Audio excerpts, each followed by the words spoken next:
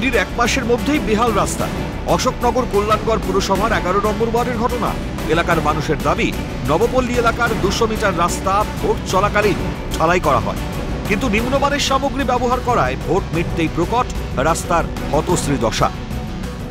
এই মুহূর্তে দাঁড়িয়ে আছি অশোকনগর পৌরসভার 11 নম্বর ওয়ার্ডে।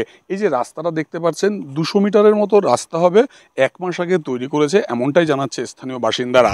কিন্তু 200 মিটারের রাস্তার মাঝখানে ঠিক এইভাবে কিন্তু মাঝখান থেকে ভেঙে যায় এবং এরকম এক জায়গায় বড় ভেঙে গেছে, পাশাপাশি আরও বসে গিয়ে ভেঙে যায়। স্থানীয় লোকজন এইভাবে ধরলে পরে ভেঙে আসছে, সেই ছবিও কিন্তু আমরা তুলে ধরেছি। তার সামগ্রী যে ভাগ দেওয়ার কথা সে ভাগ দেয়নি।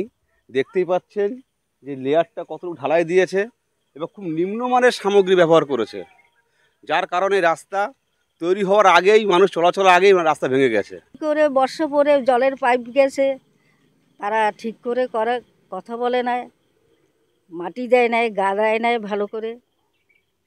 আমরা বলেছি, তারা শুনে নেই।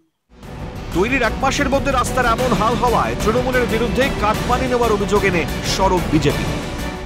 তো জানি যে শাসক দলের কাটমানি, ওদেরই নামকরণটা ওদেরই দেওয়া। তো এই রাস্তাটা হওয়া উচিত বেশ এসেন্সিয়াল রাস্তা, কারণ ওই মেন রাস্তা থেকে এপাশে আসার সংযোগকারী রাস্তা। তো এই রাস্তাটা হওয়ার কথা 5 ইঞ্চি, সেখানে এটা দেখা যাচ্ছে 1.5 ইঞ্চি। আপনারাই দেখেছেন 1.5 ইঞ্চি। তো সেই কারণে বানাতে না বানাতেই ভেঙে পড়েছে। আসছে বছর আবার হবো। ওয়ার্ডের প্রাক্তন তৃণমূল কাউন্সিলর তথা বর্তমান কাউন্সিলর কাজল রায়ের স্বামী অনুপ রায়ের দাবি, পুরসভা রাস্তা তৈরি করেনি। এটা আপনাদের কাছে একটা বলি, এটা পৌরসভার কাজ নয়, এটা অমৃত প্রকল্পের কাজ, যেটা এমইডি দেখেন এবং এমইডি ইঞ্জিনিয়াররাই কাজের তদারকি করেন এবং তারাই এস্টিমেট করেন, তারাই টেন্ডার করেন।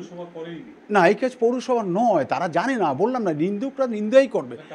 এইভাবে আর কতদিন মানুষকে ভোগান্তির শিকার হতে হবে, উঠছে প্রশ্ন। দেবকুমার দের রিপোর্ট, ক্যালকাটা নিউজ।